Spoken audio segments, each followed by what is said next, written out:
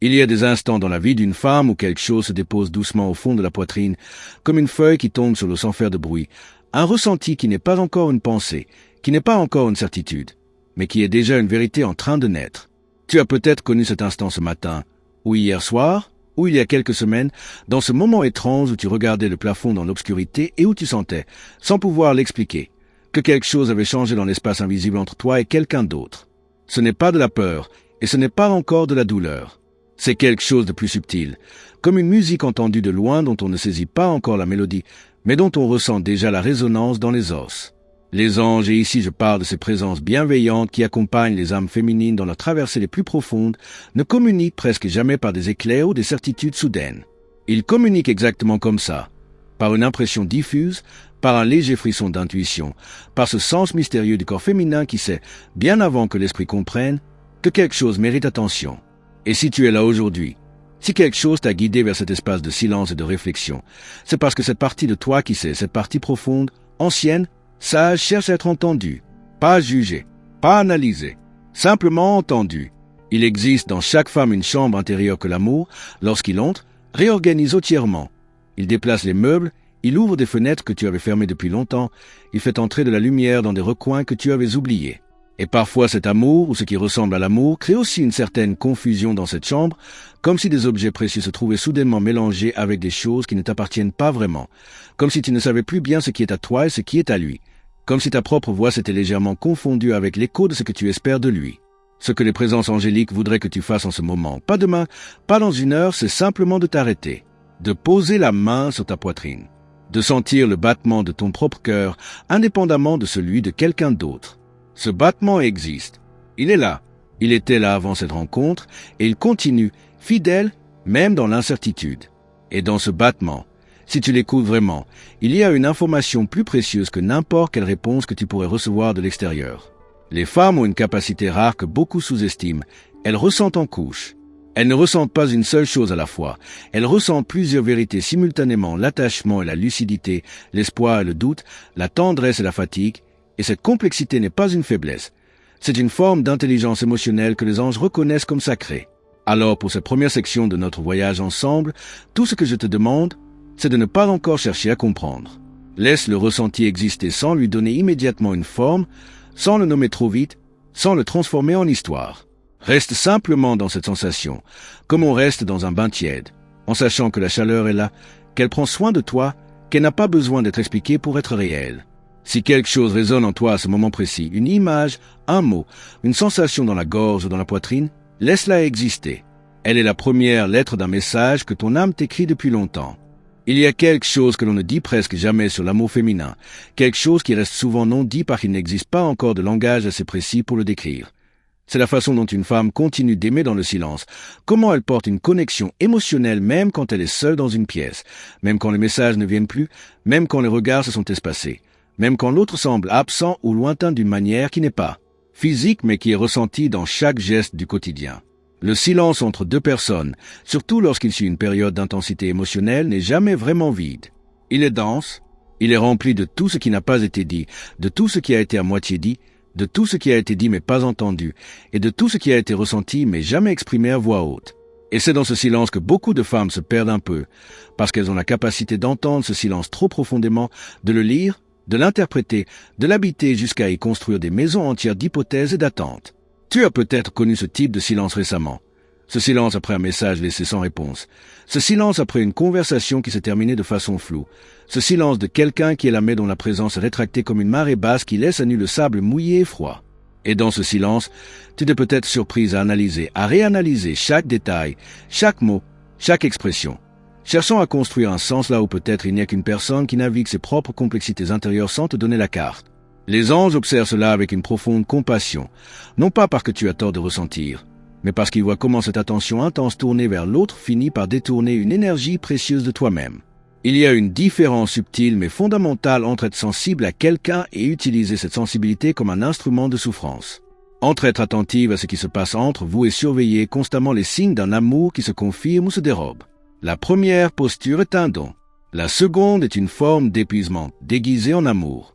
Ce que je voudrais te proposer doucement, c'est de regarder ce silence différemment, non pas comme des trous dans lesquels tu tombes, mais comme des espaces dans lesquels tu peux revenir à toi-même. Parce que dans ce silence, il y a quelque chose d'important qui t'attend.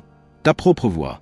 Pas celle qui parle de lui, pas celle qui s'interroge sur ce qu'il pense ou ressent, mais celle qui dit simplement « Moi, comment est-ce que je me sens? Moi, est-ce que je suis bien? Est-ce que je me traite avec la même douceur que j'offre à cet amour qui m'occupe l'esprit? Est-ce que mes propres besoins émotionnels sont nourris ou est-ce que j'attends que quelqu'un d'autre les nourrisse à ma place? » Ces questions ne sont pas des questions de faiblesse. Elles sont des questions de lucidité. Et les présences angéliques qui t'accompagnent te soufflent quelque chose de très précis à cet instant. Les silences les plus révélateurs ne sont pas ceux de l'autre. Ils sont ceux que tu maintiens envers toi-même. Si tu pouvais déposer quelque chose dans cet espace, une sensation, une couleur, une image mentale qui représente ce que tu portes en ce moment, qu'est-ce que ce serait? Ne réponds pas à voix haute. Reste avec la question. Laisse-la travailler doucement en toi. Il existe un endroit dans l'âme d'une femme amoureuse ou d'une femme traversée par une connexion émotionnelle forte où quelque chose commence à s'effacer avec une discrétion si grande qu'elle ne le remarque presque pas sur le moment. Ce n'est pas une perte brusque, ce n'est pas un manque évident. C'est plutôt comme une lumière qui baisse lentement d'intensité, graduellement, si doucement que les yeux s'adaptent à l'obscurité nouvelle sans jamais vraiment l'identifier comme telle. Et un jour, pas nécessairement un jour de crise, parfois un jour absolument ordinaire, elle se retrouve dans une pièce, seule ou entourée, et elle réalise qu'elle ne sait plus très bien ce qu'elle aime en dehors de lui, ce qui la fait rire en dehors de leurs échanges, ce qui lui donne de l'énergie en dehors de l'espoir qu'il revienne ou qu'il s'exprime. Elle s'est perdue non pas parce qu'elle a fait quelque chose de mal, mais parce que l'amour, lorsqu'il est vécu de façon déséquilibrée, a cette étrange capacité à coloniser l'espace intérieur. C'est l'un des sujets dont les anges parlent le plus souvent, si l'on peut dire que des présences bienveillantes parlent, parce que c'est l'une des souffrances les plus communes et les plus silencieuses des femmes qui ont un cœur ouvert.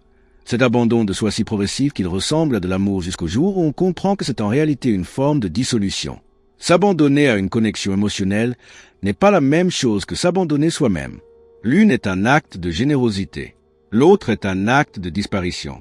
Et les deux peuvent se ressembler de l'extérieur, surtout quand on est habitué depuis l'enfance à associer l'amour avec le sacrifice, avec l'effacement, avec le fait de se faire plus petite pour laisser de la place à l'autre.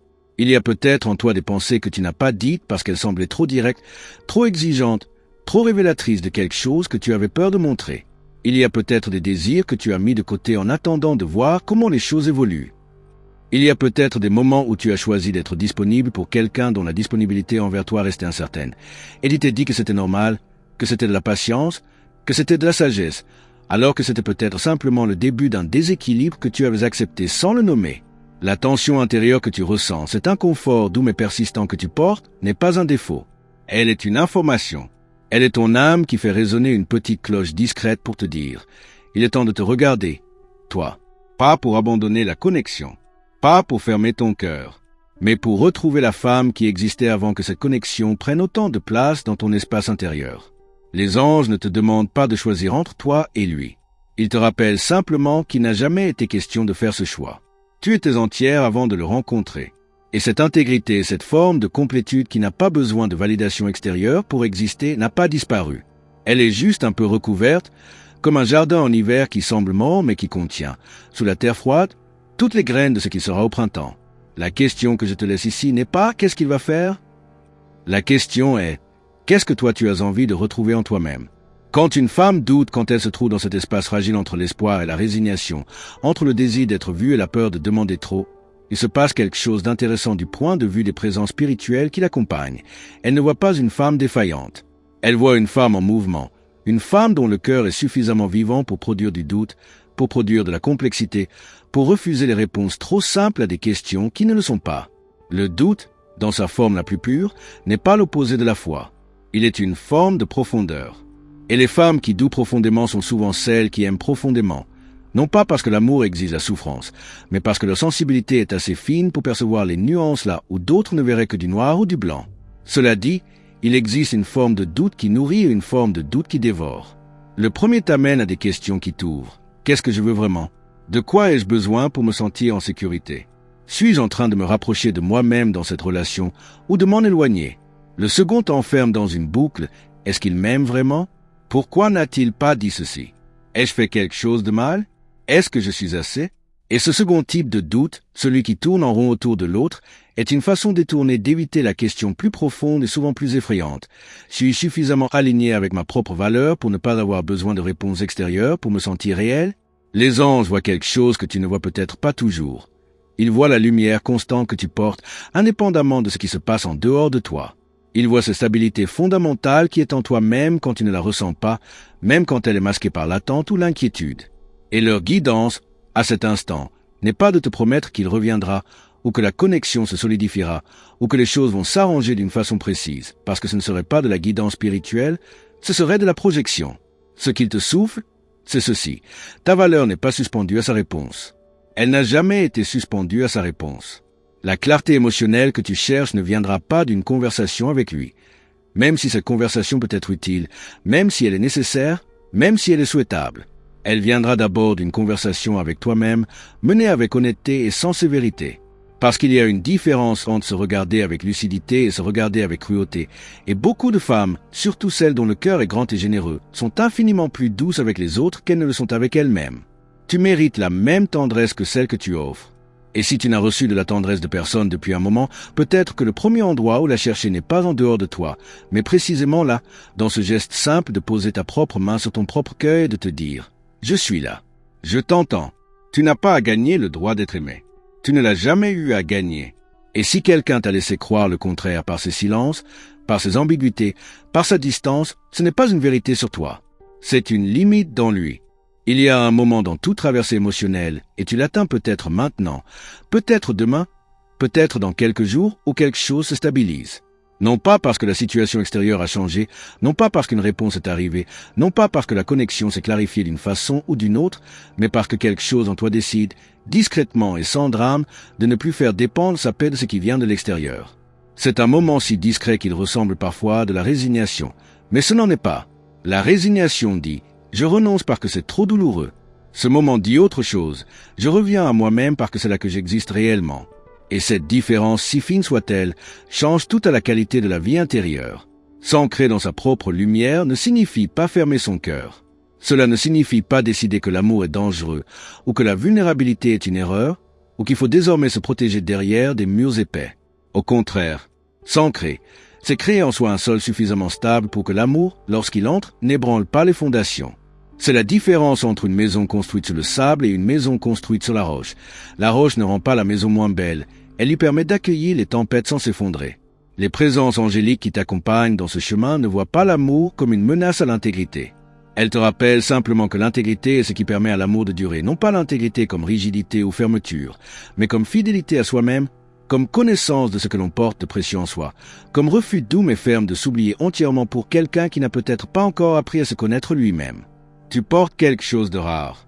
Pas parce que tu es parfaite, cette idée n'est ni vraie ni utile, mais parce que la façon dont tu aimes, la façon dont tu ressens, la façon dont tu cherches du sens dans ce qui t'arrive, la façon dont tu peux rester debout même quand tu as mal, tout cela est une forme de force que peu de personnes reconnaissent pleinement en elles-mêmes. Et si aujourd'hui tu peux faire une seule chose pour toi, une seule chose qui soit vraiment, profondément pour toi, ce serait peut-être ceci, te permettre de te sentir fier de la façon dont tu traverses ce qui est difficile. Non pas fier d'être forte comme si tu n'avais pas le droit d'être fragile, mais fier d'être humaine, complète, vivante dans toutes tes couches. Il y a une parole que les anges murmurent aux femmes qui arrivent à ce point du chemin, et ne ressemble pas à une promesse de résultat. Elle ressemble à une reconnaissance. Elle dit simplement, « Nous t'avons vu traverser. Nous t'avons vu choisir de ne pas te perdre entièrement. Nous t'avons vu revenir à toi-même, même quand c'était difficile, même quand personne ne regardait, même quand tu ne savais pas si cela valait la peine. Et ça vaut la peine. Toi, tu vaux la peine. Si quelque chose s'est posé en toi au cours de ce voyage, une image, un mot, une sensation douce ou difficile, je t'invite à rester un instant avec elle, en silence, sans la presser de se transformer en action ou en décision. Laisse-la simplement être là, comme on garde un objet trouvé entre les mains avant de décider quoi en faire. Il y a en toi des strates que nous n'avons pas encore touchées aujourd'hui, des couches plus profondes, des questions plus anciennes, des lumières que tu n'as pas encore aperçues. La prochaine étape de ce voyage t'attend, dans un endroit que tu ne peux pas encore imaginer, avec des révélations que tu n'es peut-être pas encore prête à recevoir, mais que tu le deviendras avec douceur, avec patience, avec exactement la grâce que tu portes déjà en toi sans toujours le savoir.